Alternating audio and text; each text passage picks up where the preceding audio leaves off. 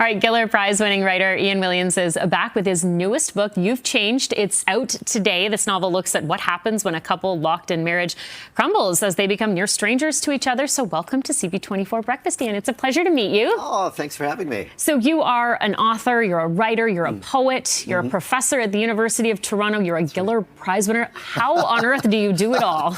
It sounds like a lot is happening, like every time a book comes out, but they're like 5 years that you spend like in private working on something before it comes out. So it seems back to back, but it's all spread out over years of like, and a lot of long nights and stuff, yeah. Yeah, but I mean, so exciting and obviously something that you're very passionate about when it comes to the writing. How does your approach differ though, depending on the project, whether it's poetry versus this new novel that's coming out? Right. Well, novels take so much time, right? You don't write them in a month or so.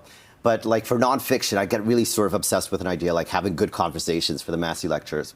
And so I would just work on that for like 8 months or so. But something like thinking about marriage, right? You don't think about that overnight. Novels are slow builds, slow burns, yeah. Yeah, so tell us about your new book, You've Changed. You said this is number 8. I know there's a lot of buzz, a lot of people, your readers are very excited about this book. But the idea, this marriage that, you know, maybe you have an idea of what's going on the surface, but these characters are pretty complex. Tell us about the idea. So it's a tight frame on a marriage, right? So the last book was this big, sprawling, multi-generational kind of novel, and I wanted just a tight frame on 2 people and what keeps people married. So Princess, she's a fitness instructor. Beckett, he's a contractor. One of Princess's childhood friends visits early on, and that sets off a bunch of comparisons, right? Their marriage is very affectionate. What's going on in our marriage? And then Beckett loses his job, and then he looks inward, starts questioning who he is. She says, how can I sort of bring the spark back to this marriage, right? And so they figured, is this the person I married, 4 years ago? Have we grown apart? How do we grow together?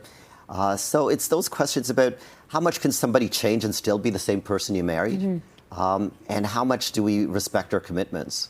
It's very relatable. Yeah. You know, speaking about that, I think a lot of people in marriages maybe wonder, as things start to shift, as you grow older or experience things a little differently, where did the idea come from for you? Well, I was living in Vancouver at the time. It's set in Vancouver, and the backdrop of this is everyday life, right? It's just, interest rates are rising. You're on a variable interest rate. You lose your job. You need to pay these bills.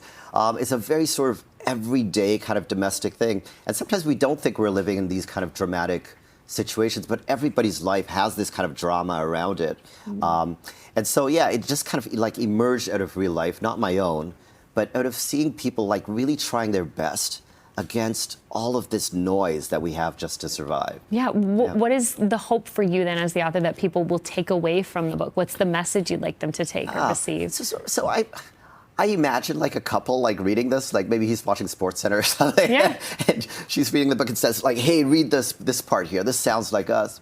But the point is like there are few relationships. Like there's the parent-child, there's a sort of marriage relationship where the commitment is at the center of it. And even if people are changing a lot in there, what is your limit or what is that threshold beyond which you're saying, this person is now totally different, right? Or I'm growing alongside this person or growing apart or growing with or together with this person. So the degree to which we can change and how much of our identities are sort of wrapped up in the idea of our partners, our spouses, our jobs, all of these things. Yeah, it's a really great conversation piece, as they say, people may be reflecting on their own lives, that of their friends. What's the process like behind the scenes for you? How long did this take to write? So it actually was a side story from Reproduction, my first novel, that didn't quite make it in, so I cut that. But then nothing remains from that side story. I just have the character of Princess, who didn't quite fit into the world of that previous novel. But it's been about 5 years or so of living with these people, right? And you live with them, and they merge, and they tell you things, and you want to be responsible to these characters. Yeah, you obviously feel a great connection to them as well, right? I love them. My favorite character, he comes in about a third of the way through the book. His name is Gluten. He is like... Okay, where's the name Gluten come from? First off, where'd you come up with that idea? He will explain that to you partway through. But just high energy, really lovable, bit of a Labrador retriever, a golden retriever kind of energy. I know the dogs were just in studio a while ago. Yeah, perfect. So that really sort of like puppy dog energy there. A man who drops into a book and just lights it up, right? Yeah. So, Oh, I love that. Well, congratulations, Ian. This is the book here. You've changed. Where can people get it? It's out today. Where can they get it? Every bookstore. Oh, that's fantastic. I'm sure you'll be meeting with some readers later on as well. I would love sorry, to. they were zooming in and I took it away. Congratulations again. Pleasure meeting you, Ian. Thank you so much. And we wish you all the best, okay? Take care.